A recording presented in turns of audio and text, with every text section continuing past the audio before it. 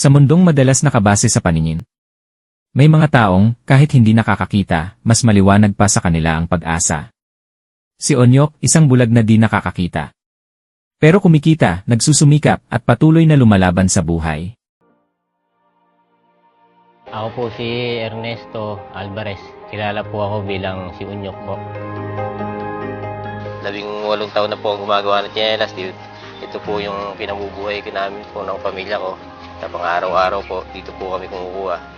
Dinadala po kami ng mga dating kasama ko na lang po sa tsinelas dahil po sa tulong po na ginagawa po nila, ito na lang po yung trabaho po namin, pagkagawa na po ng doblahin na lang po. Oo, talaga bang ikaw totally bulag ka na? Kasi talagang wala ka ng nakikita. Ito nyo ko, Diyos Mario si pala. Ang dingding mo pala, goma. May nagsabi nga sa'yo kaya pinuntahan ko siya agad. Para po sa pamilya ko po, lalo na po sa mga anak ko. Kasi po, ayoko po silang matulad po sa akin na wala po pinag-aralan. Tsaka po yung gusto po makatapos po sila ng pag-aaral. Na kahit po bulag ako, napag-aaral din po sila. Alam nyo, sabi nga natin, masarap tumulong, pero depende sa tinutulungan. Deserving bang tulungan? Karapat dapat bang tulungan? Opo, isipin nyo. Bulag naghahanap buhay, di ba? Masaya-masaya po ako na pagkama po ako ni Mayor. Sabi niya, paano niya po yung bubong ko. Para daw hindi na po tumulo. Hindi na po niya po basta pinayos. Pinagagawa niya pa po ako ng bahay. Na hindi na po tumutulo pag umuulan. Na hindi na po pagka po humahangin ng malakas, hindi na po kami nangangamang baka tangayin po yung hangin yung bahay po namin.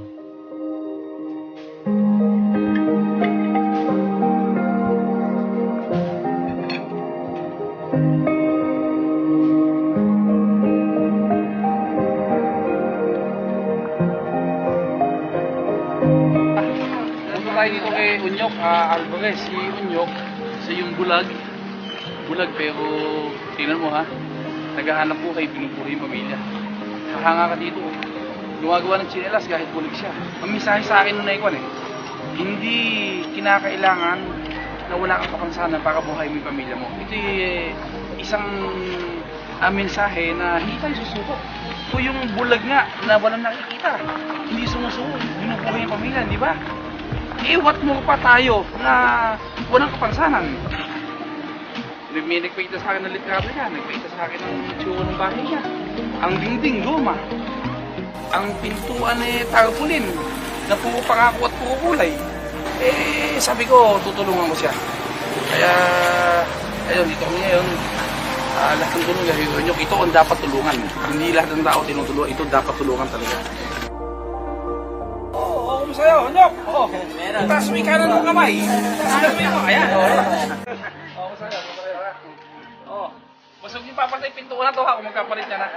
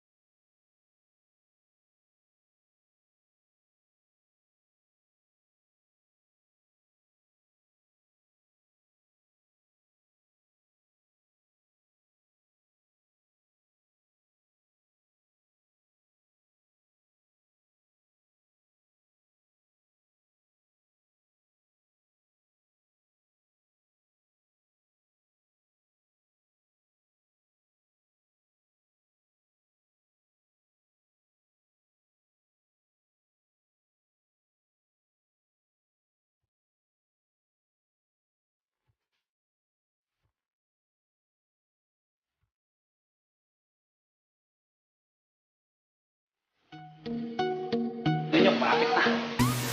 Sabi na matapos. Masilya pa lang to. Okay ka na. Masilyahan pa lang namin to. Gusto ko, maayos talaga. Ayoko po ng kung hindi niya nakikita. Basta magas na ugaran pa nangyari. Hindi ko po akalain po na mabibigyan po ng ganito. Ang hinihiling ko lang po sa kanya, yung ano nga po, yung bubong lang po, pero hindi lang po bubong ang binigay niya. Buong bahay po.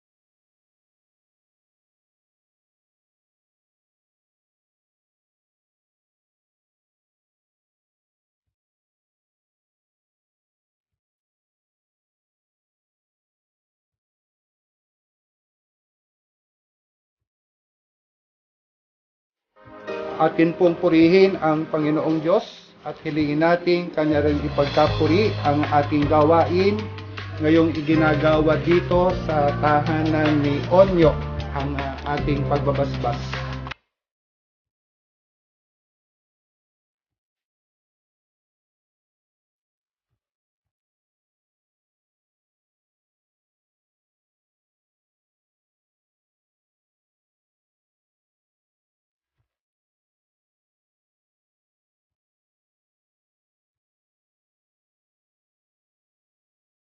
Dahil katuwang natin ang Rotary Club of Gapan. Palakpakan muna niyo, Rotary Club of Gapan. Ayan na. Hindi po natin sila hiningan, kusang loob silang nagbigay tumulong dito kay Onyok. Mga batang Gapan kami! On behalf of Rotary Club of Gapan, Onyok, congratulations sa iyong bagong bahay na matatag ang pintuan. Kami po ay nagandog ng munting mga kagamitan. Sana ay magustuhan mo ang iyong bagong tahanan na titira ang iyong pamilya. Rotary Club of Gapan! Congratulations, Onyok! Kay Kuya Nomel, kay Kuya Florentino, tsaka kay Buddy Alparo, hindi ko na po binili ng pintuan yon kasi may pintuan naman na yung bibigay ninyo na pera, ibibigay ko ng cash sa pamilya ni Onyok para magamit na sa hanap buhay. Maraming salamat sa inyong mga sumuporta. Narito po kami ngayon sa blessing ng bahay ni Onyok. Ngayon, binigay siya isang maayos na tahanan para sa kanyang pamilya. Kompleto po. Sana po nakabuti ang palad ng ating mononosor. Humahanga po ako sa inyo, Kuya Onyok. Idol ko po kayo. Kasi sa kabila po nung kung ano yung kalagayan nyo, pinagpatuloy niyo po yung buhay. Mahusay po siya Hindi siya sumusuko. Hindi man po nakakikita, subalit siya po ay naghahanap buhay pa. Magiging panatag na po sila kahit po umulan, bumagyo, hindi na po sila mababasa kasi matibay na po yung kanyang bahay. At siguro po mamaya makakatulog na ng mahimbing si Onyok. At kausap ko po silang dalawang mag-asawa.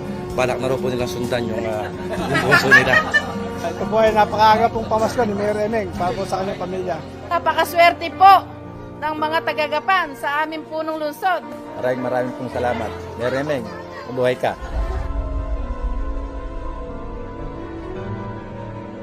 Onyok, ito na po yung pinapangarap ni Onyok na bahay na madami po nagtulong-tulong. Hindi lang naman ako para maisa katuparan to.